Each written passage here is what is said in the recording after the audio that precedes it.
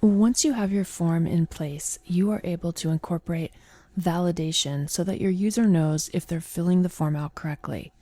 Now, by default, HTML5 has built-in form validation. So if I try to submit my form, any of the fields that were required are going to give me an error message. So if I just quickly fill this out and I come down to my email address and I start to populate it, when I click submit, you can see that the email address is saying, hey, you need to include the @ symbol. So it's going to know if you've put in the appropriate information. It will not check to verify that the email is valid, but it will know if it's in the appropriate format. In addition to using this default HTML5 validation, Bootstrap has its own method of allowing you to apply custom styles and custom messages to your forms. So let's take a look at how we can add this into our form. I'm going to just build upon the form that we've already made. The first thing that you need to do if you want to apply custom form validation is you'll need to go ahead and in the form element, you'll need to add a class of needs validation. And in addition to that, we're going to need to add the Boolean attribute of no validate. What this is going to do is this will disable the default browser feedback that is given when you click the submit button. So now when I click submit, we no longer get those default HTML5 form validation messages.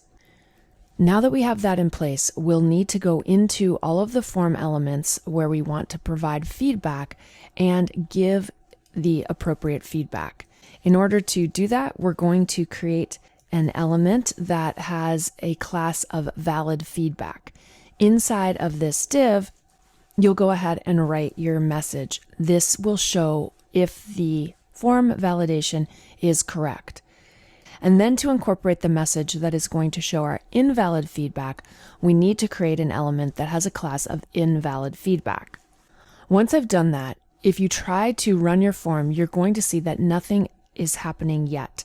In addition to adding the appropriate divs with the messages that we want, we need to add some JavaScript. So what I'm going to do is I'm just going to incorporate the valid invalid feedback for all of the elements that I want to be required. For this demonstration, I'm going to make my phone number required as well. Now that I have all of the valid invalid feedback in place, what I'm going to do is I'm going to add the necessary JavaScript. I'll go ahead and I'll add the script underneath the link to the Bootstrap JavaScript. So I'm going to create a script tag, and then inside of the script tag, I'm going to use the following JavaScript. The first thing that I'm going to do is I'm going to open up a set of parentheses. We're going to use the arrow function to create an anonymous function. Inside of this function, I'm going to use strict.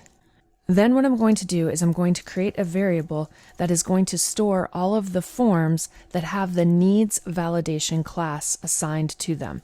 So we'll use a query selector all to do that. And then in the parentheses inside of quotes, I'm going to put my needs validation, which is the class that we assigned to our form. Then we're going to need to go ahead and create a loop that is going to check our form and prevent submission if there's any problems. Finally, we're going to use the class list.add, and we're going to add in a class of wasValidated, which is going to add the class of wasValidated, which will remove any of the default classes that were used when the form was created that were providing feedback to our users.